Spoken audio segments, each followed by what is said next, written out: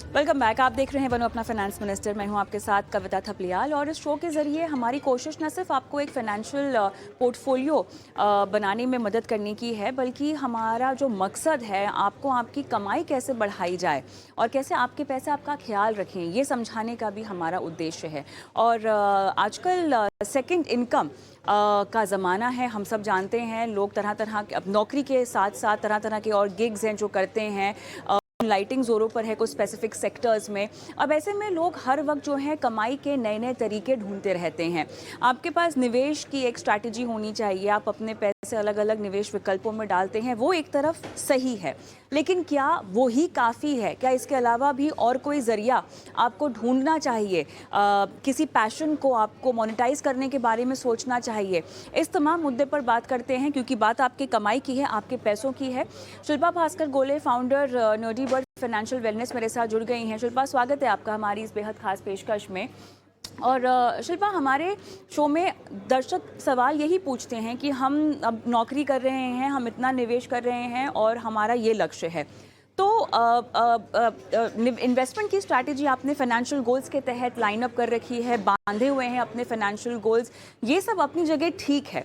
लेकिन कहीं ना कहीं सवाल यही उठता है कि जो एक्सपर्ट्स आते हैं हमारे, वो उनको समझा भी देते हैं कि इतने साल तक अगर आप इतना निवेश करते रहेंगे, महंगाई को आप काउंट इन कर लीजिए, तमाम चीज़ों को फैक्टर इन कर लीजिए, तो आपको इतना निवेश हर महीना करना होगा। लेकिन कई बार जो है निवेश बढ़ाना हर इंसान के लिए मुमकिन नहीं होता, या जिस तरह के वो सपने देखते हैं उसके मुताबिक निवेश करना उस वक्त उनके लिए मुमकिन नहीं होता। तो एक बात घूम फिर के यहाँ आ जाती है कि एक एज के बाद आपको अपनी इनकम को बढ़ाने के बारे में सोचना चाहिए। निवेश को बढ़ाने के बारे में तो आपको हमेशा ही सोचना चाहिए, लेकिन साथ साथ अपनी कमाई के स्रोत को भी बढ़ाने के बारे में सोचना चाहिए। तो ये कैसे किया जाए, ये आज का बहुत बड़ा सवाल है। हम देखते हैं, अगर जो आप एक फ्रीलांसर हैं शिल्पा, तब तो आपके पास बहुत सारे मौके हैं, ठीक है। कुछ सेक्टर्स में हम देख रहे हैं मूनलाइटिंग भी हो रही है, बहुत ही कम तादाद है हालांकि उसकी जो लोग कर रहे हैं। लोग अलग अलग तरह के गिग्स जो हैं वो ट्राई करते रहते हैं, नौकरी होने के साथ साथ भी। आज की तारीख में कितना ज़रूरी है सेकेंड इनकम के बारे में सोचना, जो कि आपकी इन्वेस्टमेंट नहीं है शिल्पा, इन्वेस्टमेंट से अलग है। जी कविता। कविता, आपने शो पे बुलाने के लिए धन्यवाद। बिल्कुल सेकंड इनकम का होना बहुत ज़रूरी है, ये मैं कहूँगी। और सेकंड इनकम की जगह पे एक और ऑप्शन है, वो है आपकी जो एग्जिस्टिंग इनकम है, जो आपकी एग्जिस्टिंग आय है, उसको भी आप बढ़ावा दे सकते हैं, उसको भी आप थोड़ा बढ़ा सकते हैं। और उस पे हम आते हैं, लेकिन पहले इसकी आवश्यकता पे थोड़ा बातचीत करना ज़रूरी है। क्यों आवश्यक है कि आप अपनी कमाई बढ़ाएँ, कमाई के स्रोत बढ़ाएँ? तो अगर इस पे देखा जाए तो निवेश करना बिल्कुल ज़रूरी है आपके लक्ष्य तक पहुँचने के लिए। लेकिन एक सीमा के आगे निवेश आपको बढ़ोतरी ज़रूर दे सकती है, लेकिन सिर्फ़ निवेश के साथ नहीं हो पाएगा। मतलब बचत ही इसमें मेन चीज़ है, और जितना आप बचत कर पाएँ और अलग अपने लक्ष्य के लिए इकट्ठा कर पाएँ, वो राशि तक पहुँच पाएँ, वो भी बहुत-बहुत ज़रूरी है। और वो बचत के पैसे कहाँ से आएँगे? आपकी कमाई से आएँगे। अभी बहुत बार ये हम देखते हैं, जब प्लानिंग भी करते हैं, एक्सपर्ट से भी बात करते हैं, हमारा जो लक्ष्य है, वो करोड़ों में जाता है। अगर आप फॉर एग्ज़ाम्पल आप अपनी रिटायरमेंट देखें, फॉर एग्ज़ाम्पल रिटायरमेंट, आपको लगेगा चलो 60 साल, 65 साल में मैं रिटायर होंगी या होऊँगा, लेकिन वहाँ तक पहुँचते-पहुँचते महँगाई के कारण आपका जो रिक्वायर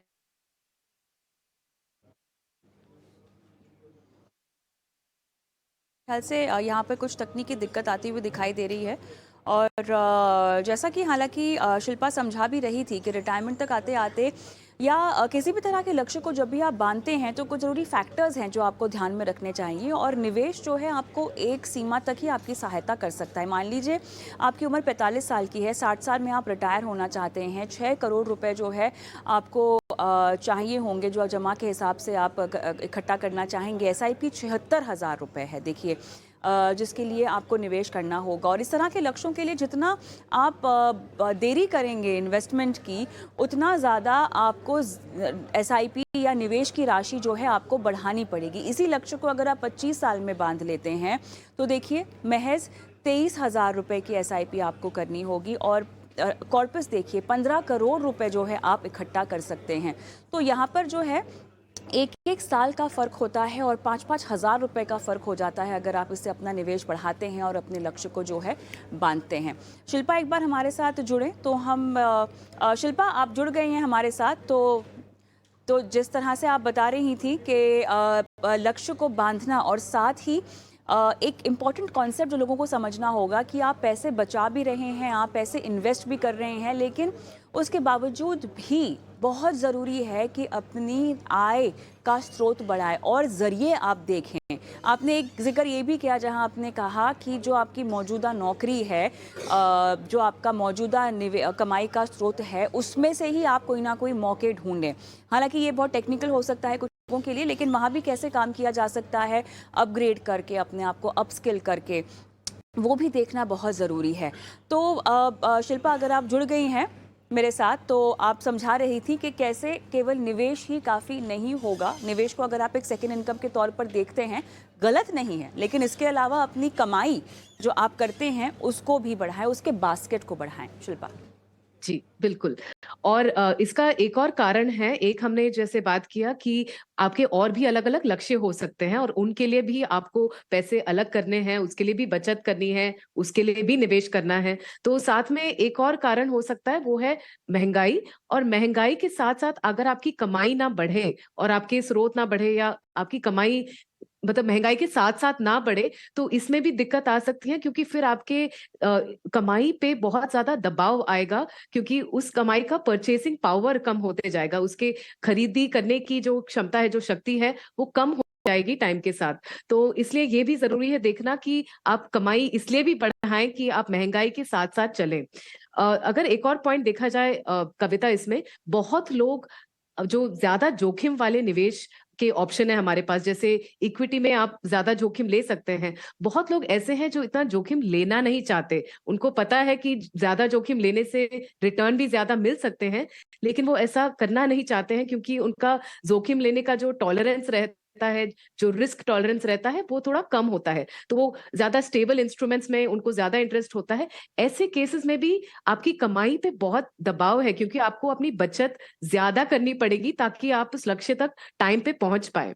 और जो तीसरा यहाँ पे मैं कारण बताना चाहती हूँ, वो है कि आपकी स्पेंडिंग जो है, जो आप बजटिंग करते हैं, हम बहुत बार बोलते हैं कि आप बजटिंग करो, आप एक बजट बनाओ, एक स्पेंडिंग प्लान बनाओ और उससे जो भी बचता है वो आप निवेश कीजिए। लेकिन बहुत बार उसकी भी एक सीमा रहती है और एक सीमा के आगे हम लोग वहाँ पे भी बचत करना मुश्किल हो जाता है। तो कमाई बढ़ाने से ही हम कर सकते हैं, क्योंकि वर्तमान के भी जो हमारा रहन-सहन है, हमारी रहने की जो जीवन शैली है, वो भी तो इम्पोर्टेंट है हमारे लिए।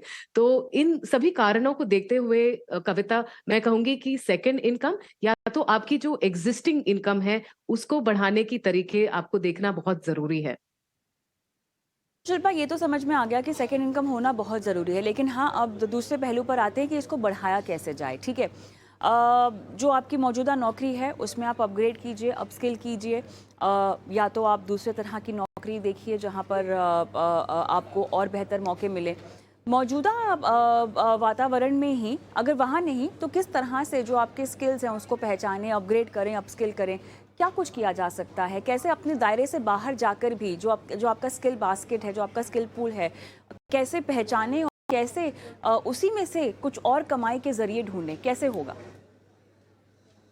इसमें कविता, मैं 3 चीज़ें कहना चाहूँगी। एक, जैसे मेरे काम में जब मैं लोगों से इस बारे में बात करती हूँ, मैं उनको बोलती हूँ कि आप सोचिए कि आपकी क्या टैलेंट है, आपकी ऐसी क्या प्रतिभाएँ हैं जिनको आप मोनेटाइज़ कर सकते हैं, जिनसे आप पैसे कमा सकते हैं। तो बहुत बार ये आइडियाज़ आप ही में हैं, तो आपको ही इसमें थोड़ा ज़्यादा सोच-विचार करना ज़रूरी है, नंबर 1। दूसरा, जैसे आपने कहा कि टाइम के साथ अभी बहुत सारे चेंजेस भी आ गए हैं, जैसे आर्टिफिशियल इंटेलिजेंस आ गया है, मशीन लर्निंग आ गया है, तो बहुत सारे जॉब्स आजकल थोड़े रिडंडेंट हो गए हैं और इसलिए हमें टाइम के साथ ये भी देखना है कि कैसे हम अपस्किल कर पाएँ। इसके लिए आजकल बहुत सारा रिसर्च है कविता, जो कहता है और बताता है कि किस टाइप की नौकरियाँ आगे जाके आएँगे, जिनको हम फ्यूचर ऑफ वर्क बोलते हैं। तो ये फ्यूचर ऑफ वर्क पे मैं कहती हूँ कि आप ज़रा रिसर्च कीजिए और देखिए कि आपका कहाँ फिट आ सकता है। इसमें एक जो मैं कहना चाहती हूँ कि एक किताब है जो नवल रविकांत ने लिखी है, जिसको कहा जाता है एल्मेनाक ऑफ नवल रविकांत। तो उसमें नवल जी भी बताते हैं कि एक सबसे बड़ा जो हमारा लेवरेज आज के जमाने में है, मतलब जो जिस चीज से हम बढ़ोतरी ले सकते हैं अपस्किल करने में और पैसा कमाने में, वो है इंटरनेट। इंटरनेट में बहुत सारे अभी ऑप्शंस आ गए हैं। हम वीडियोस बना सकते हैं, हम कोर्सेज बना सकते हैं, हमारे अंदर जो नॉलेज है, जो प्रतिभाएं हैं, उनको हम उभर के ला सकते हैं, और इंटरनेट के जरिए से ही बहुत सारे ऑप्शंस हैं जिनसे हम कमा सकते हैं। और एक और बहुत अच्छी किताब है जिसे कहते हैं इकिगाई। इकिगाई किताब भी हमें जापानी तरीके से बताती है कि कैसे हम ये स्किल्स को मोनेटाइज करते हैं, कविता। और इसमें वो 4 चीजों की बात करते हैं। एक, आप ये आइडेंटिफाई कीजिएगा कि आपकी पैशन क्या है, आप क्या सबसे ज्यादा चाहते हो, कौन से काम में आपको वो चाहत मिलती है। दूसरा है, किस काम में आप अच्छे हो, आपका वोकेशन क्या है। तीसरा है कि दुनिया को क्या चाहिए, तो इसमें आपको थोड़ा फ्यूचर ऑफ वर्क के बारे में पढ़ना जरूरी है। और चौथा है कि आप किस चीज में, क्या चीज आपकी प्रोफेशन हो सकती है जिससे आप कमा भी सकते हो। तो इन चारों चीजों का जहां इंटरसेक्शन आता है, जहां मिलाप आता है, वहां पे आप ऐसी चीजें देख सकते हो जहां आपका भी अच्छा फिट है, जो आपको भी कंफर्ट मिले, और इससे भी आप एडिशनल इनकम के सोर्सेज देख सकते हैं, कविता।